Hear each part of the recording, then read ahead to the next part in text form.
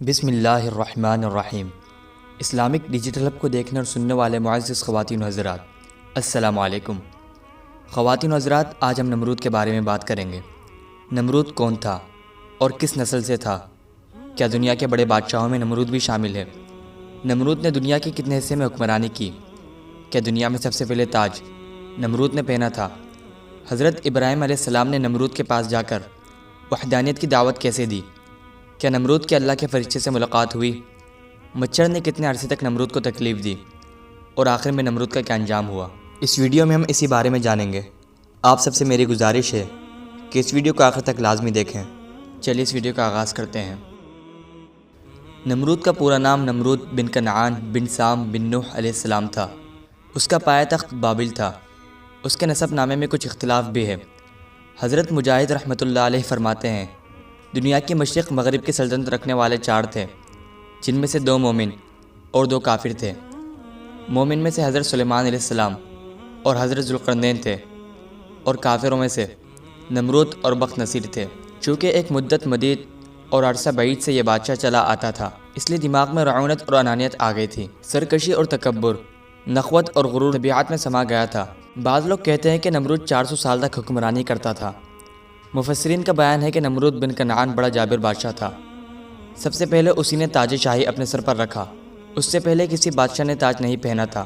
یہ لوگوں سے زبردستی اپنی پرستش کراتا تھا۔ کاہن اور نجومی اس کے دربار میں بکثرت اس کے مقرب تھے۔ نمرود نے ایک رات یہ خواب دیکھا کہ ایک ستارہ نکلا اور اس کی روشنی میں چاند، سورج وغیرہ سارے ستارے بے نور ہو کر رہ گئے۔ کاہنوں اور نجومیوں نے اس خواب کی یہ تعبیر دی کہ ایک فرزند ایسا ہوگا جو تیری بادشاہی کے زوال کا باعث ہوگا۔ یہ سن کر نمرود بہت پریشان ہو گیا اور اس نے یہ حکم دے دیا کہ میرے شہر میں جو بچہ پیدا ہو وہ قتل کر دیا جائے اور مرد عورتوں سے جدا رہیں۔ چنانچہ ہزاروں بچے قتل کر دیے گئے، مگر تقدیرات الہیہ کو کون ٹال سکتا ہے۔ اسی دوران حضرت ابراہیم علیہ السلام پیدا ہو گئے اور بادشاہ کے خوف سے ان کی والدہ نے شہر سے دور پہاڑ کے ایک غار میں ان کو چھپا دیا۔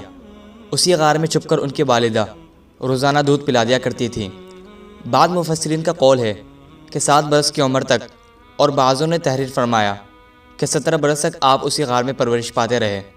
واللہ عالم۔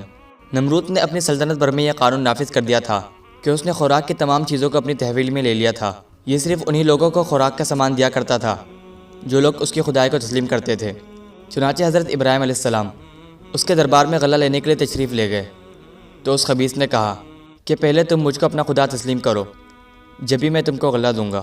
حضرت ابراہیم علیہ السلام نے بھرے دربار میں علی الاعلان فرما دیا کہ تو جھوٹا ہے اور میں صرف ایک خدا کا پرستار ہوں جو وحدہ لا شریک ہے۔ یہ سن کر نمرود آپے سے باہر ہو گیا اور آپ کو دربار سے نکال دیا اور ایک دانہ بھی نہیں دیا۔ آپ اور آپ کے چند متبعین جو مومن تھے بھوک کی شدت سے پریشان ہو کر جابلب ہو گئے۔ اس وقت آپ ایک تھیلا لے کر ایک ٹیلے کے پاس تشریف لے گئے اور تھیلے میں ریت بھر کر لائے اور خداوند قدوس سے دعا مانگی تو وہ ریت آٹا بن گیا، اور آپ نے اس کو اپنے متبعین کو کھلایا اور خود بھی کھایا۔ پھر نمرود کی دشمنی اس حد تک بڑھ گئی کہ اس نے آپ کو آگ میں ڈلوا دیا، مگر وہ آگ آپ پر گلزار بن گئی اور آپ سلامتی کے ساتھ اس آگ سے باہر نکل آئے اور علی الاعلان نمرود کو جھوٹا کہہ کر خدائے وحدہ لا شریک لہ کی توحید کا چرچا کرنے لگے۔ نمرود نے آپ کے کلمہ حق سے تنگ آ کر آپ کو اپنے دربار میں بلا لیا۔ نمرود نے کہا، اے ابراہیم، بتاؤ تمہارا رب کون ہے جس کی عبادت کی تم لوگوں کو دعوت دے رہے ہو؟ حضرت ابراہیم علیہ السلام نے فرمایا، میرا رب وہی ہے جو لوگوں کو جلاتا اور مارتا ہے۔ نمرود نے کہا، یہ تو میں بھی کر سکتا ہوں۔ چنانچہ اس وقت اس نے 2 قیدیوں کو جیل سے دربار میں بلوایا۔ ایک کو موت کی سزا ہو چکی تھی اور دوسرا رہا ہو چکا تھا۔ نمرود نے پھانسی پانے والے کو تو چھوڑ دیا اور بے قصور کو پھانسی دے دی اور بولا کہ دیکھ لو، جو مردہ تھا میں نے اس کو جلا دیا اور جو زندہ تھا میں نے اس کو مردہ کر دیا۔ حضرت ابراہیم علیہ السلام نے سمجھ لیا کہ نمرود بالکل ہی احمق اور نہایت ہی گھامڑ آدمی ہے جو جلانے اور مارنے کا یہ مطلب سمجھ بیٹھا۔ اس لیے آپ نے اس کے سامنے ایک دوسری بہت ہی واضح اور روشن دلیل پیش فرمائی۔ چنانچہ آپ نے ارشاد فرمایا، اے نمرود، میرا رب وہی ہے جو سورج کو مشرق سے نکالتا ہے، اگر تو خدا ہے تو ایک دن سورج کو مغرب سے نکال دے۔ حضرت ابراہیم علیہ السلام کی یہ دلیل سن کر نمرود مبہوت و حیران رہ گیا اور کچھ بھی نہ بول سکا۔ اس طرح یہ مناظرہ ختم ہو گیا اور حضرت ابراہیم علیہ السلام اس مناظرے میں فتح مند ہو کر دربار سے باہر تشریف لائے اور توحید الہی کا وعد علی الاعلان فرمانا شروع کر دیا۔ قرآن مجید نے اس مناظرے کی روایات ان لفظوں میں بیان فرمائی۔ ترجمہ: اے محبوب، کیا تم نے نہ دیکھا تھا اسے جو ابراہیم سے جھگڑا اس کے رب کے بارے میں، اس پر کہ اللہ نے اسے بادشاہی دی، جبکہ ابراہیم نے کہا کہ میرا رب وہ ہے کہ جلاتا اور مارتا ہے۔ بولا، میں جلاتا اور مارتا ہوں۔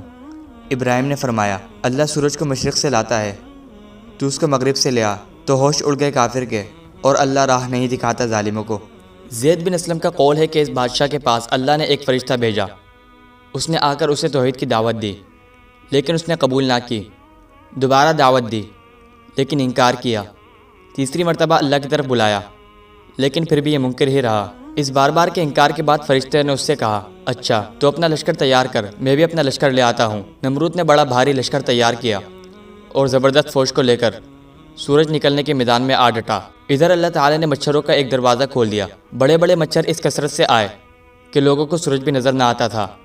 اللہ کی یہ فوج نمرودیوں پر گری اور تھوڑی دیر میں ان کا خون تو کیا، ان کا گوشت سب کھا گئی اور سارے کے سارے یہیں ہلاک ہو گئے۔ ہڈیوں کا ڈھانچہ باقی رہ گیا۔ انہی مچھروں میں سے ایک نمرود کے ناک میں گھس گیا اور 400 سال تک اس کا دماغ چاٹتا رہا۔ ایسے عذاب میں وہ رہا کہ اس سے موت ہزاروں درجے بہتر تھی۔ اپنا سر دیواروں اور پتھروں پر مارتا تھا، ہتھوڑوں سے کچلواتا تھا، یوں ہی رینگ رینگ کر بدنصیب ہلاکت پائی۔ قرآن مجید میں اللہ تعالی ارشاد فرماتا ہے، بھلا تم نے اس شخص کو نہیں دیکھا جو اس غرور کے سبب سے کہ خدا نے اس کو سلطنت بخشی تھی، ابراہیم سے پروردگار کے بارے میں جھگڑنے لگا۔ جب ابراہیم نے کہا میرا پروردگار تو وہ ہے جو جلاتا اور مارتا ہے، وہ بولا کہ جلا اور مار تو میں بھی کر سکتا ہوں۔ ابراہیم نے کہا کہ خدا تو سورج کو مشرق سے نکالتا ہے، آپ اسے مغرب سے نکال دیجیے۔ یہ سن کر کافر حیران رہ گیا، اور خدا بے انصافوں کو ہدایت نہیں دیا کرتا۔ معزز ناظرین، آج کے لیے اتنا ہی۔ اگر آپ کو یہ ویڈیو اچھی لگی تو اس ویڈیو کو لائک اور شیئر کریں۔ اگر آپ ہمارے چینل پر نئے ہیں تو ہمارے چینل اسلامک ڈیجیٹل ہب کو بھی سبسکرائب کر کے ساتھ میں لگے بیل آئیکن کو ضرور پریس کر دیں، تاکہ آپ تک مستقبل میں بھی اسلامی، تاریخی اور دنیا بھر کی تمام معلوماتی ویڈیوز کی نوٹیفیکیشن بر وقت پہنچ سکے۔ اجازت دیجیے، ہمیں ملتے ہیں ایک اور نئی ویڈیو کے ساتھ۔ اپنا خیال رکھیں۔ اللہ تعالی ہم سب کا حامی و ناصر ہو۔